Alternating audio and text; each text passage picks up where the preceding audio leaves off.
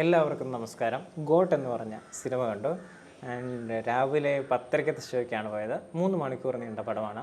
അതിന് 1:30 നമ്മൾ ഫ്രീ ആയി. അപ്പോൾ ആ 3 മണിക്കൂറിൽ നടന്നിട്ടുള്ള സംഭവബഹുലമായിട്ടുള്ള ഗോട്ടിൻ്റെ കഥയെക്കുറിച്ചാണ് നമ്മൾ സംസാരിക്കാൻ പോകുന്നത്.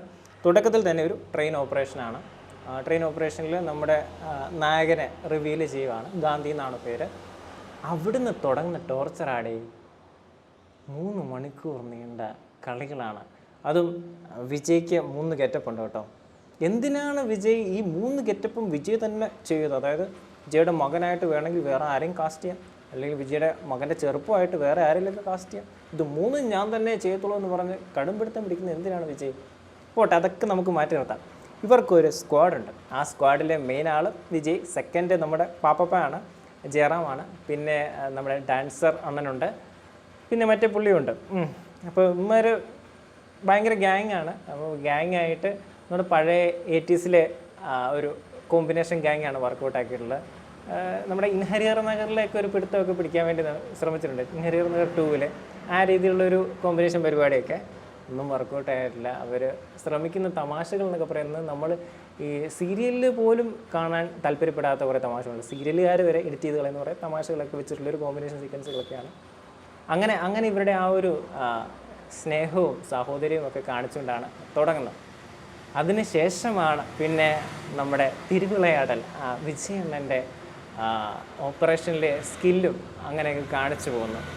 ആ സ്കില്ലൊക്കെ കാണിച്ചുകൊണ്ടിരിക്കുന്ന സമയത്ത് വിജയുടെ അടുത്തൊരു ആക്സിഡൻറ്റ് നടന്നിട്ട് വിജയ് അവിടെ കരയുന്നൊരു എക്സ്പ്രഷൻ ഇടുന്നുണ്ട്. എന്ന് പറഞ്ഞിട്ടുള്ളൊരു എക്സ്പ്രഷൻ, അത് നല്ല എക്സ്പ്രഷനായിരുന്നു. ഞാൻ ഇങ്ങനെ ആലോചിക്കാൻ ഇത്രയും നല്ല എക്സ്പ്രഷനൊക്കെ എങ്ങനെ ഇടാൻ പറ്റുന്നുണ്ടല്ലോ. പക്ഷേ അതൊരു 3-4 വട്ടം കാണിച്ചപ്പോൾ നമ്മുടെ മീശ മാധവനിൽ സലിംകുമാർ ചാണകത്തിൽ വീണ് കഴിയുമ്പോൾ ഹരിശ്രീ അശോകൻ പേടിക്കുന്ന പോലെയൊക്കെ തോന്നിയിട്ടുണ്ടായിരുന്നു. അതുപോലെ ആവർത്തിച്ച് പല സാധനങ്ങളും കാണിക്കുമ്പോൾ, പ്രത്യേകിച്ച് പഴയ സിനിമകളിലെ ബബിൾ കണ്ണാക്കിലടി ആണെങ്കിലും അല്ലെങ്കിൽ ഐ എം വെയിറ്റിംഗ് എന്ന് പറഞ്ഞ പരിപാടിയൊക്കെ ആണെങ്കിലും ഇതൊക്കെ കേൾക്കുമ്പോൾ നമുക്ക് ഭയങ്കര ശോകമാണ്. ചില റെഫറൻസുകൾ ചില സമയത്ത് കേൾക്കുമ്പോഴൊരു സുഖമുണ്ട്, അത് വേറെയാണ്. മനഃപൂർവ്വം കുത്തിക്കയറ്റി വായിലോട്ട് പിടിച്ചു എന്ന് പറഞ്ഞ് കേൾക്കുന്ന മരുതമലയും മാമണിയൊക്കെ പോലത്തുള്ള പരിപാടികളൊക്കെ ശോകം തന്നെയായിരുന്നു. എന്തിനാണ് ഈ ആവശ്യമില്ലാത്ത റെഫറൻസുകൾ കുത്തിക്കരുന്നത്? അതുപോലെ തന്നെ ഇതിൻ്റെ അകത്ത് തൃഷയുടെ ഒരു ഡാൻസ് ഉണ്ട്. തൃഷയ്ക്ക് ഇത്തരത്തിലുള്ള ഡാൻസ് കളിക്കാൻ അറിയത്തില്ലെന്ന് തൃഷ വീണ്ടും തെളിയിച്ചിരിക്കുകയാണ്.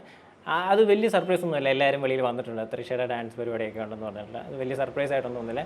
പിന്നെ 1-2 സർപ്രൈസ് എലമെൻറ്റുകളുണ്ട്. അത് നിങ്ങൾ തിയേറ്ററിൽ പോയിട്ട് എൻജോയ് ചെയ്യുക. അത് രസമുണ്ടായിരുന്നു കേട്ടോ. അത് പേഴ്സണലായിട്ട് എനിക്കും ഇഷ്ടപ്പെട്ടിട്ടുണ്ട്. ഇതല്ലാത്ത ബാക്കിയുള്ള സർപ്രൈസുകൾ.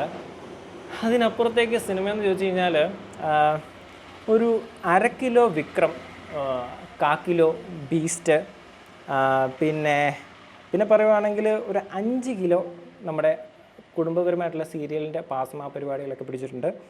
പിന്നെ 10 ഗ്രാം ജയിലറുണ്ട് ഇതിൻ്റെ അകത്ത്. അതിൻ്റെ കൂടെ മഞ്ഞുമൽ ബോയ്സിലെ ഡയലോഗ് വരെ ആവശ്യമില്ലാത്തൊരു സിറ്റുവേഷനിൽ ഇട്ടിട്ട് വെറുപ്പിച്ചിട്ടുണ്ട്. ആവശ്യമില്ലാത്ത സിറ്റുവേഷനിൽ പാട്ടുകൾ കൊണ്ടുവരിക എന്ന് പറയുന്നത് യുവൻ ശങ്കർ രാജയുടെ ഒരു പ്രത്യേക താല്പര്യമായിട്ട് നമ്മൾ ഈ ഒരു സിനിമയിൽ കണ്ടിട്ടുണ്ട്. അതായത് അതിതീവ്രമായിട്ടുള്ള ഇമോഷണൽ രംഗം കഴിഞ്ഞിട്ട് പാട്ട്, അത് ഒന്നല്ല 2 പാട്ട്. ഒന്ന് സ്പാർക്ക് പാട്ട്, വേറെ മറ്റൊരു പാട്ട്. ഇത് രണ്ടും കൂടെ എന്നിട്ട് മറ്റൊരു പാട്ടിൻ്റെ അവസാനം വേറൊരു ക്രിയ കൂടെ നടക്കുന്നുണ്ട്. അതെല്ലാം കൂടെ ആകുമ്പോൾ നമുക്കൊരു വല്ലാത്തൊരു ഫീലൊക്കെയാണ് കിട്ടുന്നത്. അതായത് നമ്മൾ കിടക്കോട്ടൊക്കെ പോയിട്ട് നല്ല തണുപ്പൊക്കെ അടിച്ച് നമ്മൾ നിൽക്കുമ്പോൾ ഒരു ഐസ്ക്രീമൊക്കെ കഴിച്ചൊരു ഫീലൊക്കെ നമുക്ക് തരുന്ന രീതിയിലുള്ള കുറേ എഡിറ്റിംഗ് പരിപാടികളൊക്കെ കൂടിയിട്ടുള്ളൊരു സിനിമ പോലെയൊക്കെ തോന്നിയിട്ടുണ്ട് ചില സമയങ്ങളിൽ. അത് പ്രത്യേകതരം ഒരു മൂഡിലേക്ക് ഈ സിനിമ നമ്മളെ കൊണ്ടുപോകുന്നുണ്ട്. ഒരു വില്ലനിസം നമ്മൾ ആഘോഷിക്കണമെന്ന് നമ്മളെ നിർബന്ധിച്ച് പറയുന്ന പോലെ ഈ മങ്കാത്തയിലൊക്കെ കണ്ടിട്ടുള്ള ആ ഒരു ഗ്രേ ഷെയ്ഡ് ക്യാരക്ടർ ഉണ്ടല്ലോ, അത് ആ സിനിമയുടെ തുടക്കത്തിൽ ബിൽഡ് ചെയ്ത് വന്നിട്ടുള്ള ക്യാരക്ടറും കൊണ്ടുണ്ടാകുന്ന പെട്ടെന്ന് നമ്മൾ ഈ വില്ലനിസം കൈയടിച്ച് പ്രോത്സാഹിപ്പിച്ച് ആർപ്പുകളിയൊക്കെ കളിക്കണം എന്നൊക്കെ പറയുന്നത് ഇത്തിരി കഷ്ടപ്പെട്ടുള്ള പരിപാടിയാണ്. അത് നടക്കത്തില്ല. അത് സിനിമ കണ്ടവർക്ക് മനസ്സിലായിട്ടുണ്ടാകും ഞാൻ ഏത് വില്ലനിസത്തെക്കുറിച്ചാണ് ഈ പറയുന്നതെന്ന്. ആ വില്ലനിസം ആഘോഷിക്കാൻ വേണ്ടി പാട്ടിട്ട് തരുമ്പോൾ അവിടെ തിയേറ്ററിലുള്ള ആരും സന്തോഷിക്കുന്നില്ല, എല്ലാവർക്കും സങ്കടം തന്നെയാണ്. അപ്പം ഈ പടത്തിൻ്റെ ട്രെയിലർ കണ്ടപ്പോൾ തന്നെ നമുക്ക് ഈ സംഭവങ്ങളൊക്കെ കൃത്യമായിട്ട് മനസ്സിലായതാണ്. അതേപോലെ തന്നെയാണ് സിനിമയിൽ വന്നിട്ടുള്ളത്. അപ്പോൾ അന്ന് ഞാൻ ട്രെയിലറിനെ കുറിച്ച് പറഞ്ഞപ്പോൾ പലർക്കും എതിരഭിപ്രായം ഉണ്ടായിരുന്നു. അവർക്കൊക്കെ ഇപ്പോൾ സന്തോഷമായെന്ന് വിചാരിക്കുന്നു. ഏതായാലും അമിത പ്രതീക്ഷകളൊന്നും ഇല്ലാണ്ട് പോവുകയാണെങ്കിൽ ഒരു തവണയൊക്കെ കണ്ടിരിക്കാൻ ഇത്തിരി പാടുപെടാൻ പറ്റുന്നൊരു സിനിമയായിട്ട് തന്നെയാണ് എനിക്ക് ഈ ഗോട്ടിനെ കുറിച്ച് തോന്നിയിട്ടുള്ളത്. അതുപോലെ തന്നെ ഇടയ്ക്ക് ഈ നല്ല നല്ല പഞ്ച് രംഗങ്ങൾ വരുമ്പം രക്ഷക നിൻ പാപഭാരമെല്ലാം അതുപോലത്തെ ബീജിയമാണ് യുവൻ ശങ്കർ രാജ പിടിച്ചേക്കുന്നത്. അതും ഓരോ സ്റ്റണ്ട് കഴിയുമ്പോൾ ഈ സാധനമുണ്ട്. ചിലപ്പോൾ പിയാനോയിലായിരിക്കും വായിക്കുന്നത്, ചിലപ്പോൾ വേറെ എന്തെങ്കിലും ഒക്കെ ആയിരിക്കും. പിന്നാണെങ്കിലും നല്ല നല്ല വൃത്തികേടായിട്ടുണ്ട്. അതും അനിരുദ്ധിൻ്റെ സ്കോർ വെച്ചാണ് നമ്മളിത് കമ്പയർ ചെയ്യുന്നത്. കഴിഞ്ഞ സിനിമ ലിയോയിൽ എത്ര നല്ല പാട്ടുകളുണ്ടായിരുന്നു, എത്ര നല്ല ബാക്ക്ഗ്രൗണ്ട് സ്കോറുകളുണ്ടായിരുന്നു. ഇപ്പോഴും എൻ്റെ പ്ലേലിസ്റ്റിൽ ലിയോയുടെ പാടാസ് കേൾക്കുന്നുണ്ട്. അങ്ങനെ ഭയങ്കര രസമായിട്ടുള്ളൊരു പ്ലേലിസ്റ്റാണ് ലിയോ കൊടുക്കുന്നത്. ഇതിൻ്റെ അകത്ത് എന്തുണ്ട്? ഇതിൻ്റെ അകത്ത് ഒരു തേകയില്ല. സ്പാർക്കിൻ്റെ വിഷ്വൽ കാണുമ്പോൾ നമുക്ക് സ്പാർക്ക് കേൾക്കാൻ പോലും തോന്നത്തില്ല.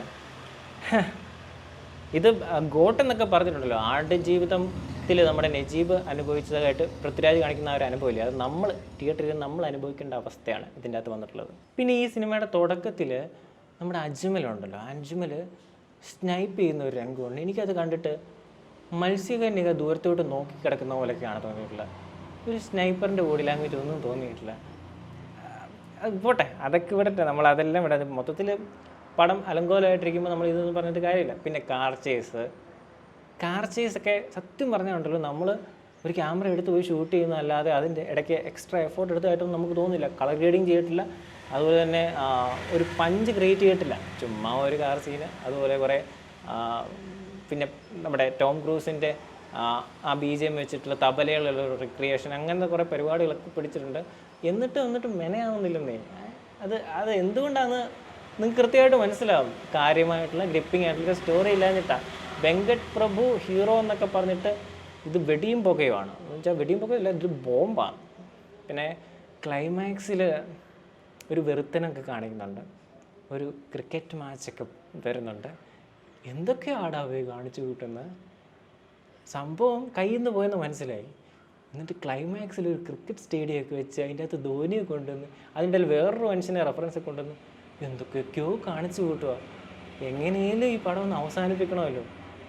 പിന്നെ ഒരു റിമോട്ട്, ഏത് സിനിമയിലാണ് ഇപ്പോൾ റിമോട്ട് ഉപയോഗിച്ച് ബോംബ് ബ്ലാസ്റ്റ് ചെയ്യുന്ന പരിപാടിയൊക്കെ?